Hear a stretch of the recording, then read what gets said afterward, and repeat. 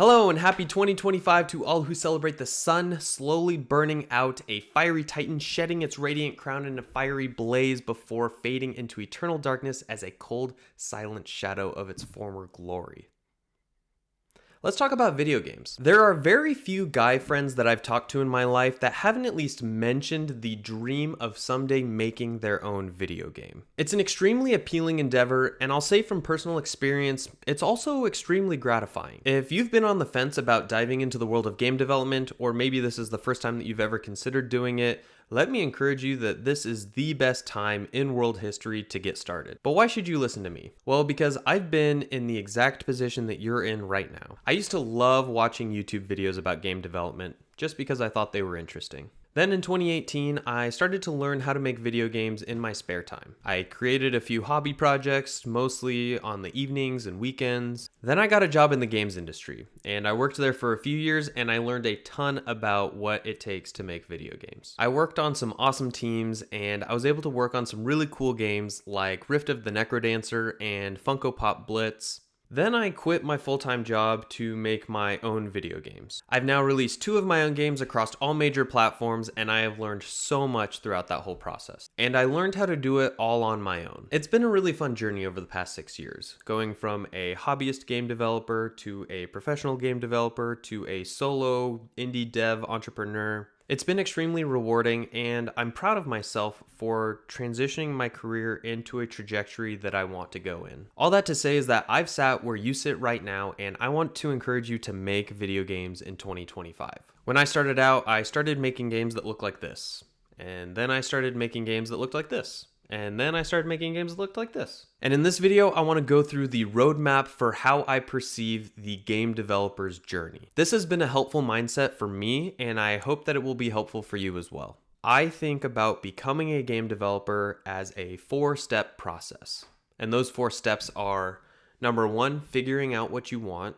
Number 2, learning technical skills. Number 3, learning art skills. And number 4, completing projects. Now, people assume that all you need to do to become a game developer is step number 2, learning the technical skills. What does it actually mean to put the pieces together so that you can make a video game? But it's so much more than that. That's only one chunk of the whole process. So let's jump into it. But first, a quick message from today's sponsor. Today's sponsor, Aura, is like an all-in-one digital bodyguard. They have a suite of tools that tackle a bunch of the scary stuff that happens online. They have antivirus software, a VPN, a password manager, and tools to help you from online threats like identity theft and financial fraud. Now, if you're like me, you probably think you're relatively safe from things like identity theft and financial fraud. But you would be wrong. You don't enter any of your contact information into a bunch of websites, you stay away from the scary part of the web that could lead to trouble, all of that good stuff. Well, it turns out someone like myself is still very much vulnerable, and that's because of some fun events called data breaches. That's right, even if you are a responsible internet user, it's very likely that some of your data has leaked online in one of the numerous major data breaches. I learned this the hard way when I got a letter in the mail just a couple of months ago. It was a polite letter, but it was declining a credit card application from this particular bank. The problem was that I never applied for a credit card from this bank. I had to learn how to freeze my credit accounts and jump through a bunch of hoops just to protect myself. It took a long time and it was quite the hassle. It was frustrating and a bit unnerving realizing how somebody could use my own data against me. But that's why Aura is great. With Aura, I was easily able to lock my credit, also get alerts if somebody tries to open up a new account in my name, and monitor transactions and credit scores. Aura even scrubs your data from the dark web and protects you from viruses. That's why I like to think of it as an all-in-one internet bodyguard, all at one affordable price. I feel safer knowing that Aura has my back, and you can try it too at aura.com/setsailgames for a 2-week free trial. That's plenty of time for you to see if your personal data is exposed and take some steps to protect yourself. Boop, back to game development. That was so dumb. Okay, so out of the 4-step process to becoming a game dev, I think step number 1 is the most important. Or number 4, actually. Actually, they're all important. But step number 1 is figuring out what you want. And this one kind of gets philosophical. This requires sitting down with a good cup of coffee, getting a pen and paper, writing some stuff down, and figuring out exactly what you want. If you've seen my other videos, you know that this was a really big step for me. I realized that I was unhappy at the job that I was working at right out of college, and if I didn't take some sort of initiative, I would be working at a job that I dislike, getting severely underpaid for decades to come. So figuring out what I wanted took some time. Now, lots of people get pulled into making video games because they see it as an avenue to get rich. Listen to me when I say that is a bad reason to make games. There are many better ways to make much more money with way less competition. Making games is really hard. Some people do get very wealthy making games, but it's super hard and very unlikely. What drew me into game development is the creative opportunity. Being able to create experiences that people enjoy and be able to build interactions that I find fun. So you gotta figure out what it is for you.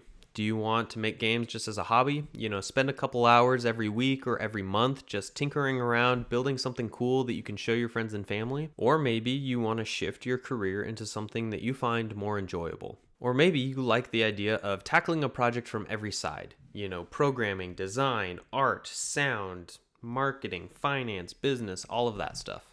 So for me, I set up a short-term goal and a long-term goal. My short-term goal was to find any job that I could find that would pay me any amount of money that would allow me to open up the game engine that I was learning every day.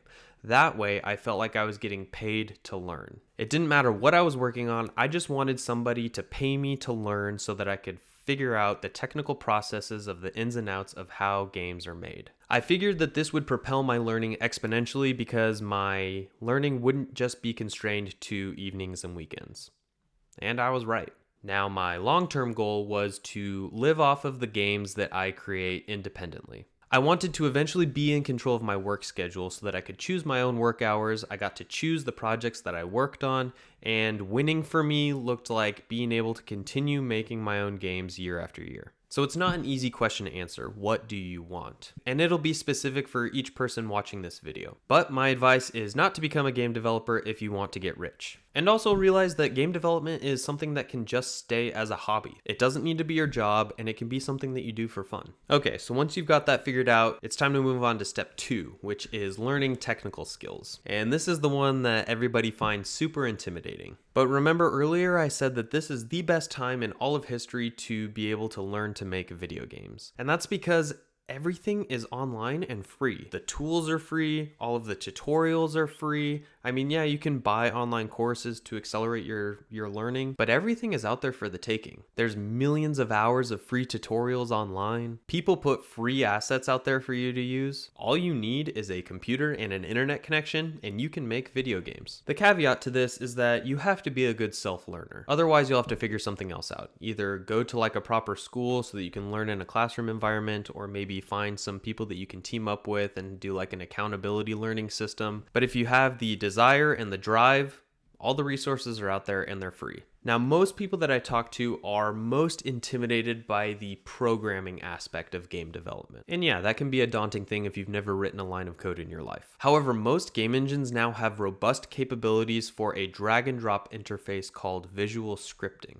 This allows you to visually connect to the logic of your code and write behaviors without having to write any code at all. Did I already say code? Okay, I'm gonna go get coffee and come right. Coffee. So visual scripting, it allows you to connect to logic and create behaviors without having to write any code. I know people who have launched incredible games just using visual scripting tools. I also know some other people that don't really know that much about programming, but they just know enough to be dangerous, and they know their limitations, and they make their game designs based off of what they can make, and they make good games. And that's really all it takes. My biggest advice here is to not learn things comprehensively. So I wouldn't go and buy an online course that's like the complete mastery of C# bundle where you get to learn everything about this programming language, because it's just going to be too much. My advice is to do project-based learning. So you just start with something super basic. Maybe you recreate the game of Pong, and you just learn just enough so that you can recreate that game. And then once you finish it, you move on to something that's slightly more complex. Maybe you remake Asteroids or something like that. The key is just learning the bare minimum to recreate some of these very simple games. Then you move on to a project that's slightly more complex. And if you're consistent with this, then your skills will grow rapidly. Okay, so let's say that you start doing this. You have a destination where you want to go, and you start developing these technical capabilities, and you're making these small, simple games. But then you probably realize, wow, all of these games look like poop. And that's fine, that's completely normal. My games often look like poop. I was recently listening to a podcast where they were interviewing the developer for the game Boomerang Fu, and he was saying that he took 5 years to develop the game, and the entire time everything was just gray boxes. The characters were gray boxes, the level design was all filled with gray boxes, the boomerangs were gray boxes, all of it. And then at the 11th hour, he hired on an artist, and they just did an art swap and made it look amazing. And I thought that was really smart too, because his rationale was that if it's fun to play when it looks like garbage, then it's going to be really fun to play when it looks good. Without having to focus on the art during the development process, he was able to focus on the design and game feel. Did I say we're on step number 3 yet?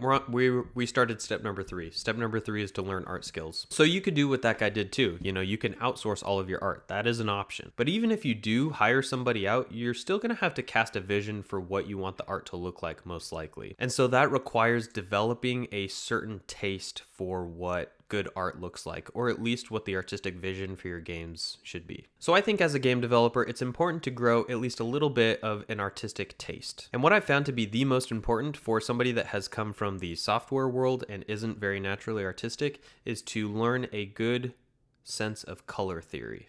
I think a little bit of color theory will go a long way in making your games look a lot better. Because even if you use just simple shapes in your games, if the color looks good, the whole game is going to look good. So my games aren't like beautiful masterpieces or anything, but I've learned enough to be able to recognize what amateurish art looks like and be able to iterate on it until it looks pretty good. You see, I am not naturally artistic, at least not in the sense where I can draw or paint something that looks compelling. But I do consider myself creative, and I've been able to do some creative things with simple shapes that have yielded great results. But similar to technical skills, art skills can also be learned, and there is some overlap between technical skills and art skills. For example, I took some courses online to teach me Photoshop and Illustrator because those are some important tools that artists use, and that has helped me a lot. But again, if you're so inclined, you can also outsource your art to someone else or maybe a partner. But my primary advice is to learn color theory because I think that makes the most amount of difference. Also, one more thing, being able to take a screenshot of your game and then put it side by side with another game that you're trying to compare it with and learn to recognize what makes